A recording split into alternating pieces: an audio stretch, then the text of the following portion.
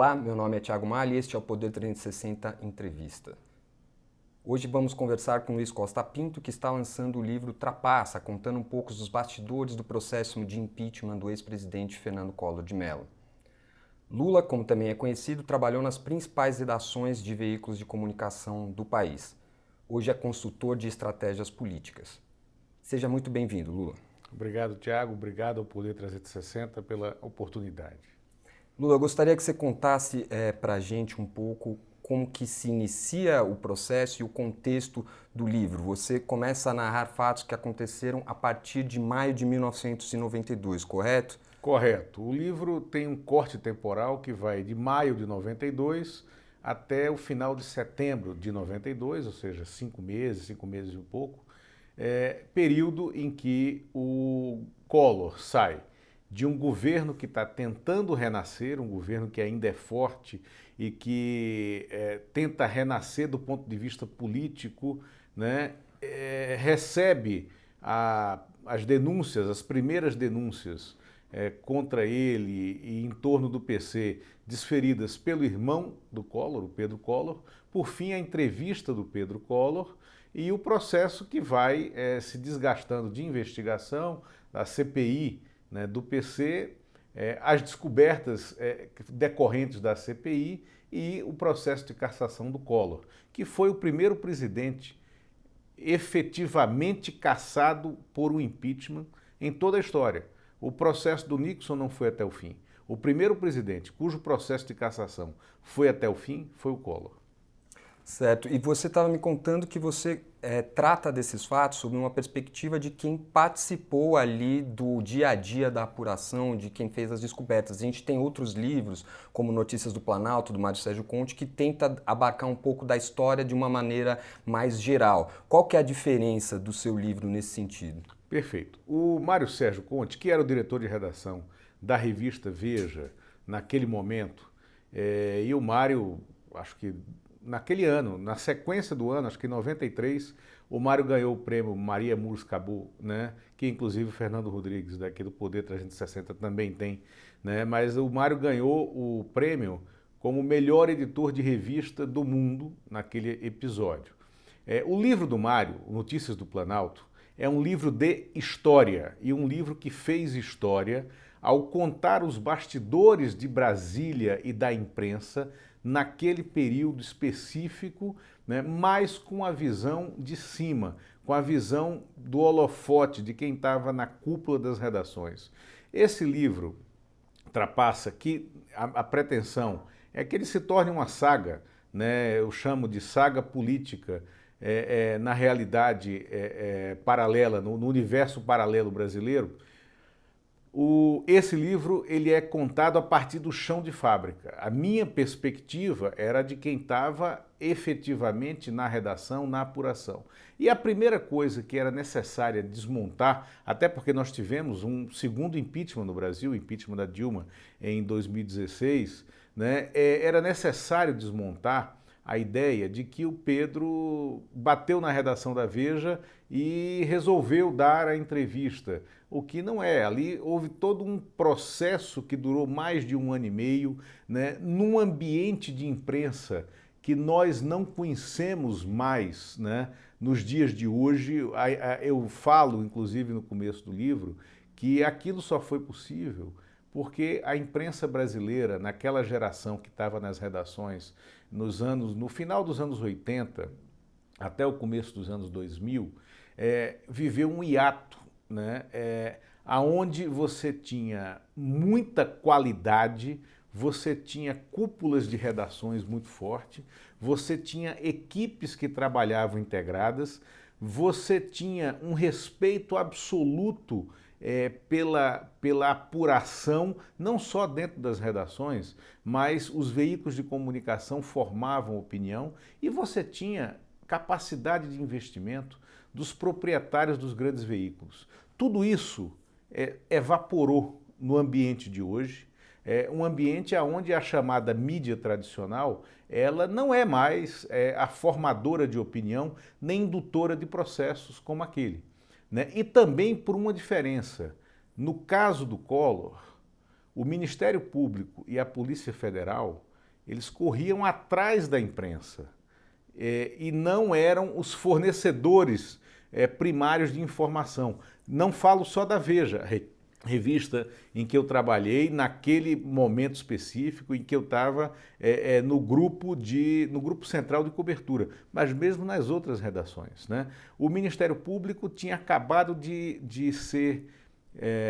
receber a alforria, né, da Constituição de 88, então ainda estava em formação, não existia um grupo de procuradores ainda consolidado, como esses grupos atuais, de pessoas que já nasceram, já entraram no Ministério Público na carreira, no novo formato pós-Constituição, e a Polícia Federal, naquele período, era intimamente ligada, umbilicalmente ligada ao gabinete do presidente da República. Tanto que o secretário de Polícia Federal era o Romeu Tuma. Certo. E, bom, você participou, você foi o entrevistador daquela, enfim, daquele diálogo, daquela entrevista publicada pela Veja com o Pedro Collor, que desencadeou todo um processo de apuração jornalística que contribuiu para o impeachment. Você tinha 23 anos na época, se eu não me engano. Como é que foi para um jornalista ainda muito jovem estar de posse daquela apuração, daquelas informações e daqueles contatos que você já tinha tido previamente com o Pedro Collor? Você conseguiu identificar o que você tinha em mãos naquele momento? A ficha foi cair um pouco depois? Não. Consegui identificar e talvez, como eu falei, havia um hiato geracional e muito foco no que se estava fazendo ali dentro das redações e no processo em que a gente estava envolvido e um pouco também da minha formação política, porque quando eu já tinha feito parte de movimento secundarista, né, de movimento de política estudantil dentro da universidade, então existia sim isso. Mas o que é mais tocante ali é você tentar, e o livro talvez tenha tido uma felicidade em mostrar isso, é que há casos que catalisam processos, né? E todo esse processo do Collor, ele é construído de acasos que terminaram por catalisá-lo, mas ele também é construído, e na narrativa isso também fica claro, e uma pessoa amiga do ex-presidente Collor me perguntou, se eu levar o Collor ao lançamento de Brasília, o que é que vai acontecer? Eu disse, se ele tiver lido o livro, creio que nada, talvez ele me dê um abraço, porque sem alisar para ele, sem fazer qualquer tipo de confissão, aliás, esse livro eu digo que ele tem spoiler do começo ao fim, todo mundo sabe como começou e como terminou, mas ele é a forma de contar o que se deu que talvez diga muito da repercussão, né, do que está acontecendo com o livro, né, da história do que está acontecendo com o livro.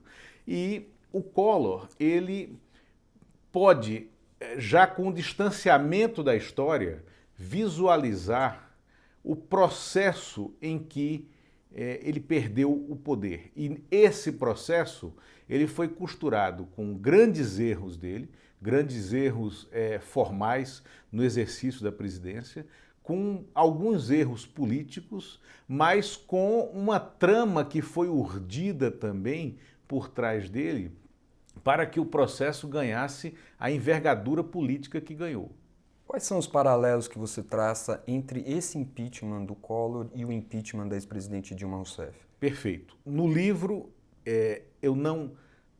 eu só traço um paralelo num momento específico do livro, porque ele não é um livro de história, ele é um livro de histórias. As histórias estão contadas ali para que o leitor, ao fechá-lo, reflita sobre o que leu e faça essa comparação com o momento. Então, eu não escrevo nada, mas todo mundo que leu até o fim, e o primeiro deles é um dos prefaciantes, que é o ex-ministro da Educação, Renato Janine Ribeiro, professor, filósofo, né? O Renato Janine, ao encerrar o livro, ele me ligou e fez, olha Lula, o livro ele impressiona, porque para mim fica muito claro que o impeachment do Collor foi resultado de uma união política para uma causa e o país saiu, as instituições e o país saíram maiores daquele momento.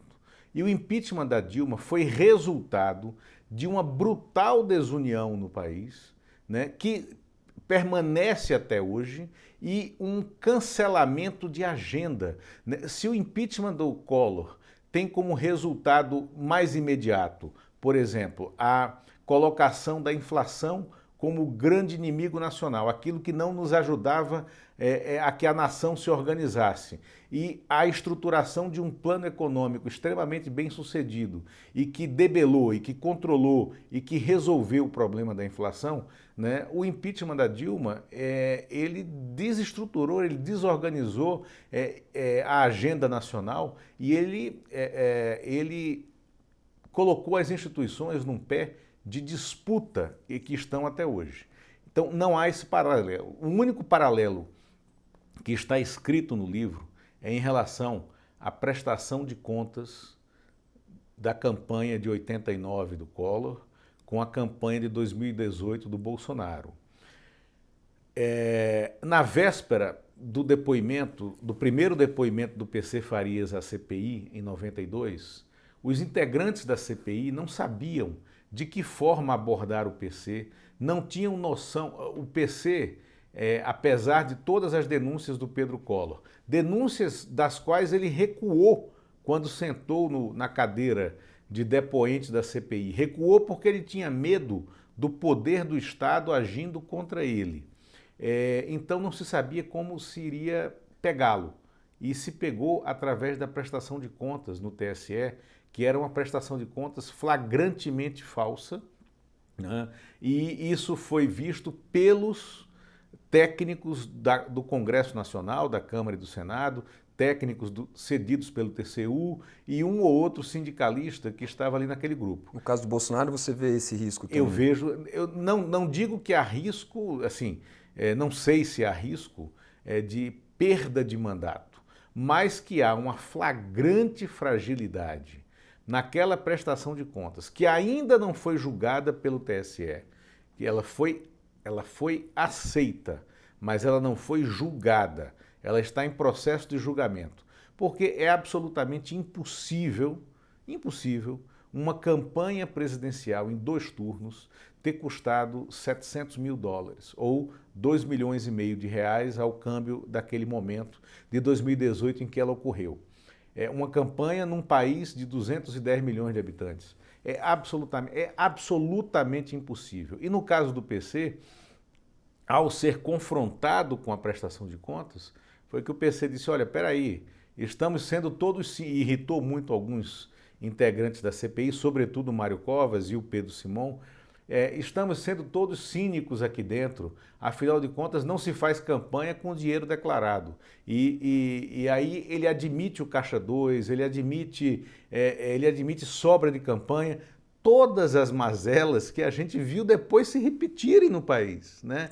O que é inacreditável, né? É que a gente não foi curando, a gente não foi curetando as feridas nos momentos em que elas iam surgindo no próprio processo histórico nosso. No caso do Bolsonaro, um dos discursos que fez com que ele angariasse apoio popular foi exatamente um discurso anticorrupção, enfim. Mas como a Folha de São Paulo já demonstrou em algumas reportagens, existem pagamentos aparentemente por fora de material de campanha, pagos por diretórios do PSL que não eram o diretório nacional e que não foram declarados. Há então um risco de talvez haver um problema na avaliação dessa campanha. Um problema na prestação de contas que, assim, eu também não acho que o país esteja maduro o suficiente para que 7 ministros do Tribunal Superior Eleitoral cancelem uma eleição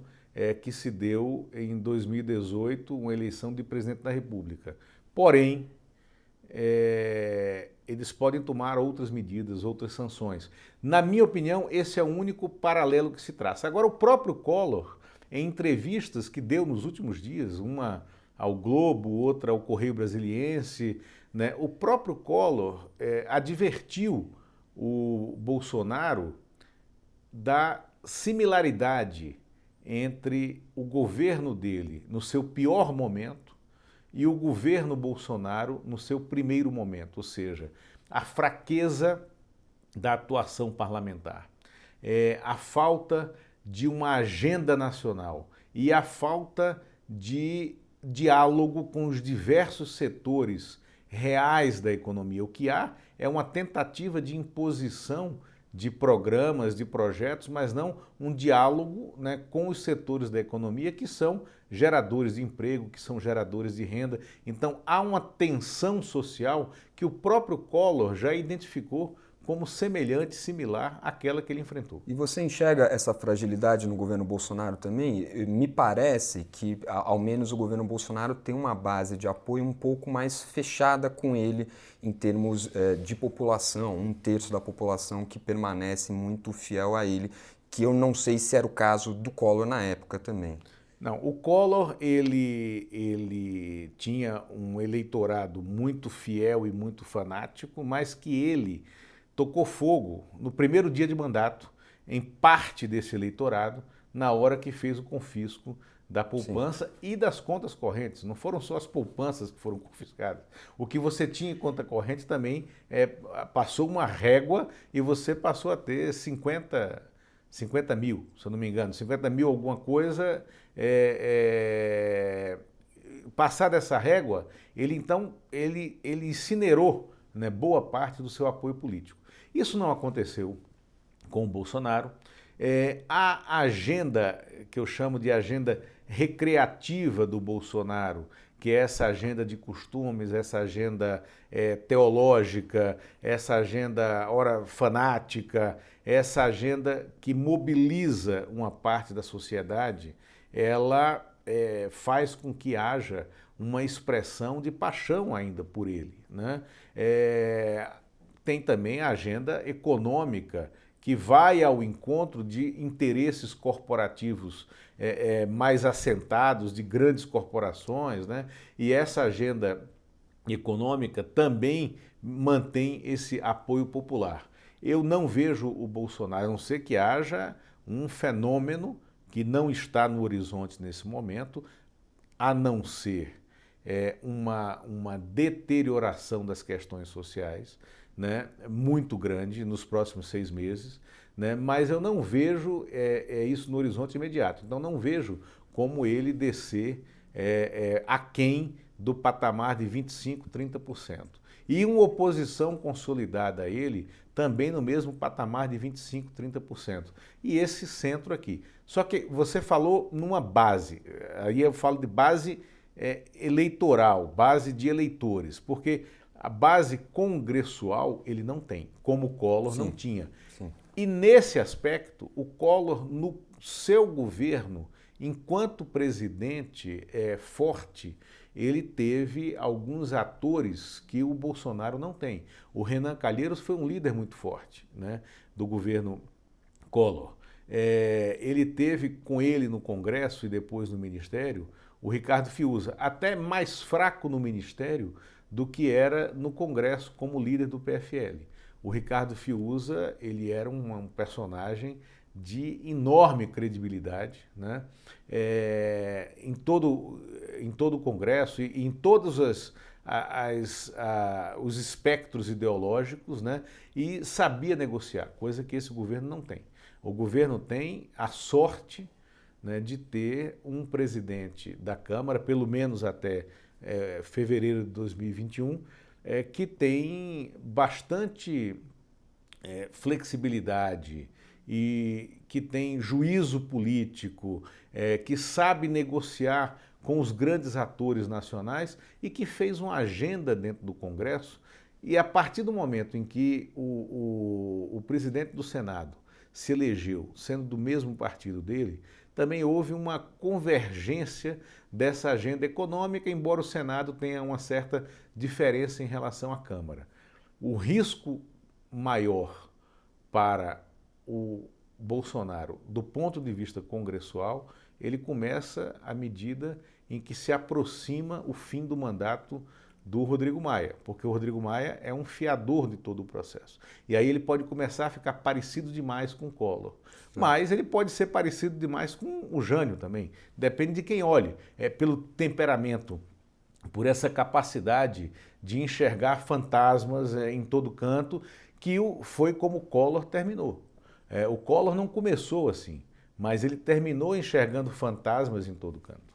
Lula, eu queria mudar um pouquinho de assunto para a gente voltar a algo que você já falou agora no começo da entrevista, falar um pouquinho sobre mídia. A década de 90, em especial no Brasil, a gente teve uma série de apurações, enfim, emblemáticas feitas pelo jornalismo, de investigações brasileiro, de investigações complexas que foram tocadas por jornalistas com informações que os próprios jornalistas encontraram. Eu queria que você fizesse um pouco o paralelo com algumas investigações jornalísticas que surgem depois, muitas delas a partir de vazamentos, como você mencionou, do Ministério Público, um Ministério Público e uma Polícia Federal já mais consolidados do que na época da década de 90. Como que você faz a distinção entre esses dois momentos do jornalismo? Como que você vê esses dois momentos de investigação? Houve algum tipo de enfraquecimento no time de investigadores jornalísticos? Gostaria de saber a sua opinião sobre isso.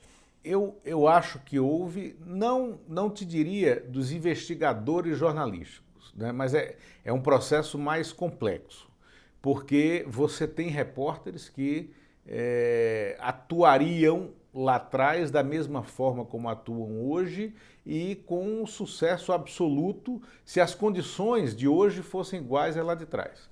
Mas, primeira coisa, até comentava isso com um personagem desse ato jornalístico a que eu me refiro e que continua na profissão hoje.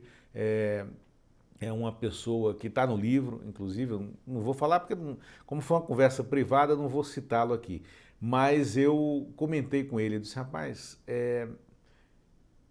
tudo que a gente viveu lá atrás era impossível se existisse rede social. Até porque no livro eu conto que o primeiro conselho que o Mário Sérgio me deu, no dia seguinte, no dia em que a entrevista do Pedro Collor estava circulando, e que aí houve uma chuva de pedidos de entrevista para que eu falasse sobre como tinha feito, como tinha acontecido, e o conselho dele, conselho quase uma ordem, aí a gente está lidando, eu tinha 23 anos, o Mário estava com 40, então uma diferença razoável de idade, de experiência e também a admiração profissional que eu sempre tive por ele.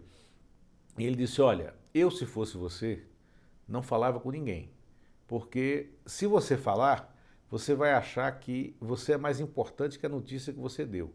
E você não é mais importante que a notícia que você deu. Você tem 23 anos. Se você achar que esse é o grande feito da sua vida, você vai ficar amarrado nele, preso nele, até o resto de sua vida, e você vai se destruir com isso. Então, na minha opinião, não fale. E não falei durante anos, e isso não governou, né, a minha vida profissional, eu fiquei em redação até 2002, quando então saio de redação para fazer campanha, uma campanha presidencial nacional, e de lá não voltei. Hoje, com o fenômeno das redes sociais, a gente vê uma determinada parcela desses jornalistas que estão em meio a investigações, eles às vezes furam nos seus próprios perfis os veículos em que eles trabalham. Isso acontece, já aconteceu, vai voltar a acontecer. Há também brigas e vaidades inerentes à natureza humana nisso e que às vezes isso é ruim para o processo. Mas o fundamental é o enfraquecimento financeiro das redações tradicionais. Eu não vejo como voltar aquele momento lá de trás em que a Veja podia chegar para mim e dizer, olha, você vem, eu morava em Recife, era o chefe da sucursal do Recife, mudei para Brasília e a Veja disse, olha, continue investindo na sua fonte, que é o Pedro, sua maior fonte na sua área de atuação, e você vai a Maceió a cada 15 dias sem pauta. É uma revista que, quando... Que bancava as bancava as viagens. viagens, uma coisa que o Hélio Gaspari dizia quando eu entrei, o Hélio já estava em Nova York como correspondente, o Hélio dizia que a gente fazia 3 Vejas, né? A Veja que a gente jogava no lixo, porque toda semana a gente fazia 3 Vejas. Uma para jogar no lixo, porque a gente tinha apurado e a apuração não prestava, jogava no lixo. Uma que publicava, e era uma apuração muito boa. E uma terceira que a gente apurava, a apuração não dava certo, mas a notícia existia e a gente guardava uma gaveta para seguir apurando nas próximas semanas. Então, isso é impensável. Ninguém pensa, ninguém se organiza dessa forma dentro das redações hoje. Quando você tinha, por exemplo, os jornais brasileiros com uma rede de correspondentes que eram uma voz nacional, mesmo nas grandes capitais, nas regiões, e estava presente no mundo inteiro, né? Nós cobríamos com a nossa voz, com os nossos correspondentes, os principais conflitos do mundo. A gente viu uma coisa patética, que foi uma cobertura de um movimento de golpe de Estado, agora na Bolívia, feito pelo correspondente em Nova York, né?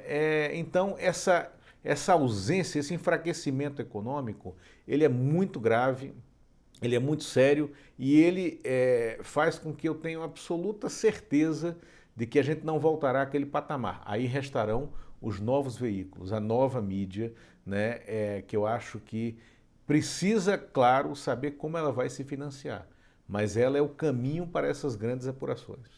Qual que você acha que é o impacto, então, desse enfraquecimento? A gente tem visto todos os anos os chamados passaralhos, né, demissões em massa dos veículos de comunicação. A Veja, que você mencionou, que chegou a ter 1,5 milhão de exemplares impressos, hoje não tem pouco mais de 200 mil, e no digital não vai muito melhor também. Então as redações estão mais enxutas. Qual que você... E o novo, vamos dizer assim, ainda não nasceu completamente também. Enfim, você não tem uma safra de veículos novos que consiga dar conta de ocupar todos os espaços abertos pela retração dos veículos tradicionais. Qual que você acha que é o impacto disso para a sociedade em geral neste momento, Lula? É muito duro, é muito desestruturante, porque você perdeu a voz daqueles que se arvoravam a dizer que eram formadores de opinião da sociedade brasileira, e de fato, em algum momento, eles eram formadores de opinião da sociedade brasileira. Você quebrou o cristal de alguns desses homens e mulheres sagrados da opinião, né? Você, por outro lado, essa nova mídia da maneira esquizofrênica, dispersa, em que ela se formou, ela também construiu porta-vozes ou formadores de opinião de uma parcela da sociedade que não tem qualidade, que não tem formação, né? E nessa esquizofrenia a gente perdeu o processo de tentar vislumbrar como que vai de maneira organizada, né? Como é que a gente vai de maneira organizada manter no país essa tradição de uma imprensa independente, porque nós sempre tivemos uma imprensa independente, uma imprensa de qualidade, porque nós sempre tivemos. A gente teve, ao mesmo tempo que você tinha o Assis Chateaubriand nos anos 60 e os seus jornais, né, que, como ele mesmo dizia, separadamente todos dão prejuízo, mas juntos eles dão lucro. Quer dizer, essa é uma impossibilidade matemática, né? Você tinha o Correio da Manhã, você tinha jornais, você tinha um Editor Abril nascente, você teve o investimento primeiro na Visão, depois na Revista Senhor, de veículos que vocalizassem essa opinião independente. Você teve a mudança de postura da Folha de São Paulo, ali nos anos 70, no início dos anos 80, você teve a postura de resistência de um baluarte do conservadorismo, nacional, que era o Estado de São Paulo, mas uma postura de resistência quanto às fissuras que se tentava fazer no Estado Democrático, ou mais, o Estado Democrático estava em ruínas, mas de tentar juntar essas ruínas para reconstruir, e você teve o Jornal do Brasil, né? Então eu não vejo hoje essa estrutura vertical, essa coluna vertebral ligando tudo, mas eu acho que iniciativas isoladas farão com que renasça essa tradição da mídia brasileira. Falando ainda sobre mídia, qual que é o impacto que você enxerga dos ataques dos membros do governo, da família Bolsonaro em especial, à mídia em geral? Esses ataques têm sido frequentes. A gente teve agora um editorial da Folha que foi respondido também pelo Weingarten, o secretário, enfim, que trabalha com a presidência, atacando o jornal novamente. Isso traz algum risco para o jornalismo, para o quarto poder, enfim? Eu acho que os ataques do Bolsonaro e de pessoas que tentam mimetizar o Bolsonaro, como aconteceu hoje com o prefeito do Rio de Janeiro, o Crivella, em relação ao Globo, porque ele reproduziu no seu campo local o mesmo ataque que o Bolsonaro fez à Folha no campo nacional, eles têm de servir de estímulo a uma imprensa de resistência, a um jornalismo de resistência. O problema é a geração de empresários que não tem o destemor e que não tem a união dos antigos empresários dos veículos de comunicação. Se um Tivita era atacado nos anos 70, como foi, ou nos anos 80, não estou nem falando do governo Collor, ao redor do Tivita se reuniam os Frias, né, se reuniam os Marinho, se reunia o Nascimento Brito, né, se reunia toda a família do Estadão, né, e eles reagiam, os Sirotsky no Rio Grande do Sul, né, então havia uma convergência na reação. Hoje não há essa convergência e isso é muito ruim. O segundo aspecto é o editorial da Folha de São Paulo contra o Bolsonaro e denunciando o processo paulatino e repetido de ataque que o jornal vem sofrendo, foi um editorial forte, extremamente bem escrito, mas que terminou escondido pelo próprio jornal. Aquele editorial não era um editorial de página 2, aquele editorial era um editorial de primeira página, em bold, como no passado. Aquele editorial, falando agora dos veículos que nós temos hoje, era para ter ficado na capa do UOL e na capa do Folha Online durante 24, 48 horas. Aquele editorial, ele tinha que governar o espírito. O que a Folha tem que fazer em relação ao Bolsonaro é jornalismo, da melhor qualidade. E é isso que ela sabe fazer, é isso que ela tem feito, mas é isso que ela tem que fazer 48 horas no dia de 24.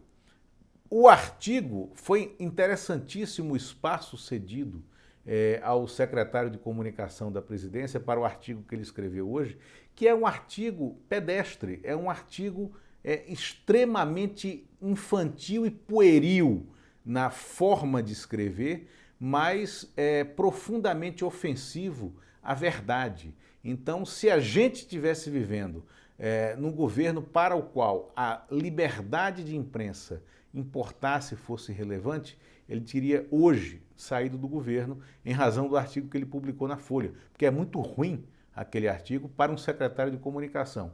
E vejo esse processo se reproduzindo agora no Rio de Janeiro, com o Crivella em relação ao Globo, e tem que ter um cinturão de solidariedade entre os veículos de comunicação, como existiu no passado. A gente falou um pouco sobre o enfraquecimento dos grandes veículos de comunicação. Uma das decorrências desse fato foi a perda de jornalistas que estavam na linha de frente da apuração, especialmente na época do governo Collor, enfim, que saíram de redações jornalísticas e foram trabalhar em outras áreas. No lançamento da segunda edição do Notícias do Planalto, do Mário Sérgio Conte, ele escreveu um prefácio onde ele tentava localizar alguns desses jornalistas, mostrando que boa parte deles tinha saído da cobertura jornalística por variados motivos. Inclusive você, enfim, e muitos deles tinham se concentrado em dar consultoria para políticos, enfim, para outras pessoas. Como você vê esse movimento? Houve um enfraquecimento da atratividade dos meios de comunicação para os jornalistas que estavam na ponta? O que aconteceu para a gente perder grandes jornalistas que naquele momento estavam na linha de frente da cobertura? Não, houve um enfraquecimento, sem dúvida. O enfraquecimento da independência que você tinha das equipes dentro dos veículos. Quando eu falo que é um hiato, esse hiato também engloba a tensão constante que a gente vivia dentro da redação, da briga entre jornalistas, repórteres e as cúpulas de redação. Não era uma relação tranquila, era uma relação onde você dizia não para o seu chefe, você podia perder o emprego ou não, mas o teu chefe muitas vezes te ouvia. Isso eu vivi, e vivi mais de uma vez, né? Mudei de redação ao longo da minha vida, porque em um ou dois processos desses eu não fui ouvido, né? Não fui ouvido e tinha certeza que eu estava certo. Isso acabou porque há um esmagamento salarial. Eu saí de redação primeiro porque eu estava num veículo que claramente já começava a ter dificuldades financeiras, né? Já ali em 2002, né? Eu estava minha última passagem em redação foi como editor executivo do Correio Brasiliense, e o Correio já tinha dificuldades financeiras. Eu, pela relação de amizade pessoal que sempre tive com um empresário que também é político, né, foi me pedido que fosse oferecer esse jornal a esse empresário. Eu ofereci, mas na hora ele disse não, mas eu já compreendi o que está acontecendo. E ele disse não por quê? Ele disse, olha, fala para o pessoal dos associados que eles me ofereçam todas as TVs que ele tem que eu compro, mas nenhum jornal, né? Porque eu fiz a minha vida ganhando dinheiro e não perdendo. Então, ali em 2002 já era esse o raciocínio. Então, eu fui cuidar da sobrevivência e, como eu fiz isso, muitos outros de redação fizeram. Houve um esmagamento salarial, né, brutal. Quando você vê hoje o salário médio das redações, ele está muito aquém daquele salário médio que a gente tinha final dos anos 90, começo dos anos 2000, né? Houve uma preponderância dos departamentos de recursos humanos, de RH, às redações dentro das empresas de comunicação, né? E o fenômeno mais recente é a linha de corte, ou seja, ou dá 10% de lucro todo mês, ou a gente vai cortar, né, no mês seguinte até que dê 10%, e aí você vai perdendo qualidade. E aí vai se criando um processo, que eu até brinco com alguns jornalistas, sobretudo de TV, e vocês aqui fazem ironia com isso no Poder 360, ironia que eu concordo, né, dos analistas de poltrona, né? Que eu brincava quando eu estava em redação, quando eu estava na Veja, chefiando a Veja aqui em Brasília, eu brincava com a equipe e dizia, minha gente, vamos apurar que jornalista é como jogador de futebol. A gente só tem vida útil até os 32, 33. A gente só apura até os 32, 33. Depois a gente só escreve, só tem opinião, tal. Eu falava de um mundo que não existia exatamente daquela forma. Até porque o jornalista em atividade que eu mais admirava naquele momento e que morreu esse ano e morreu com toda a minha admiração como jornalista foi o Clóvis, entendeu? O Clóvis que se manteve repórter a vida inteira, sempre gostou de ser repórter, sempre gostou da apuração, sempre meteu a mão na massa, né, e o pé na lama, né? O Clóvis era esse norte, né, que se tinha. Agora, hoje as pessoas passam a ganhar muito para apurar pouco e ter opinião demais. Eu acho que o opinionismo, né, ele também está contaminando, ele está reduzindo a qualidade da nossa apuração e do que é publicado na imprensa tradicional. Mário Sérgio Conte que dizia que o jornalismo de hoje vive de ruínas e colunas, né? Exatamente, é verdade. Luiz, a gente está terminando a nossa entrevista. A gente costuma fazer com todos os entrevistados um ping-pong, um bate-bola com opiniões sobre temas diversos, enfim. A gente gostaria de fazer algumas perguntas de resposta rápida para você Perfeito. colocar as suas opiniões aqui. Então vamos lá, fazer esse bate-volta. Primeira delas, flexibilização do aborto. A favor, contra? Sou a favor, mas não acho que o aborto precise ter qualquer tipo de novo marco legal. O que nós temos no país já funciona e está pacificado na sociedade. Liberação do consumo recreativo de drogas mais leves, como a maconha. A favor. Autonomia política e operacional do Banco Central. Contra. Liberação do porte de armas. Absolutamente contra. Escola sem partido. Absolutamente contra. Sistema de capitalização dentro da Previdência. Contra. Contra porque quando saí de redações e me tornei um profissional liberal, passei a fazer para mim. Mas não acho que seja, passei a fazer para mim não o sistema de capitalização, mas a minha própria previdência. Mas não vejo como isso, num país tão desigual como o Brasil, isso tendo viabilidade. Redução da maioridade penal. Absolutamente contra. Imunidade tributária a igrejas. Absolutamente contra. Tá certo. A gente vai terminando a entrevista. Por último, o Poder 360 ele completa 5 anos em 2020. Ele é um veículo de comunicação de jornalismo profissional, independente, tanto do ponto de vista editorial como do ponto de vista financeiro. Como que você vê a importância, qual a importância de veículos como o Poder 360 hoje para o jornalismo brasileiro? Eu costumo dizer, não só pela frente, né, do jornalista, que é o Fernando Rodrigues, criador do Poder 360, mas também e sobretudo pelas costas, que o Poder 360 ele é a possibilidade real, né, ele é a prova de que é possível haver um investimento em mídia independente e de qualidade. Agora, o modelo construído é muito difícil de ser reproduzido com a qualidade que foi construída aqui dentro, né? Eu acho que é necessário você ter mais pessoas com a ousadia desse grupo que criou o Poder 360 para que você tenha a reprodução desse modelo, não só num veículo com a pretensão de ser nacional, mas, sobretudo, nos veículos regionais. Eu acho que, regionalmente, a gente poderia já estar no momento de recriação desse modelo, né, em diversas capitais de estados do país. Tá certo. Eu agradeço muito ao Luiz Costa Pinto, que veio lançar aqui o livro Trapaça, que já está disponível nas livrarias, e falar com a gente um pouco sobre o processo de impeachment do ex-presidente Fernando Collor de Mello, falar um pouco de política também e da mídia atual no Brasil. Muito obrigado, Luiz. E a gente, enfim, esse foi o Poder 360 Entrevista. Obrigado.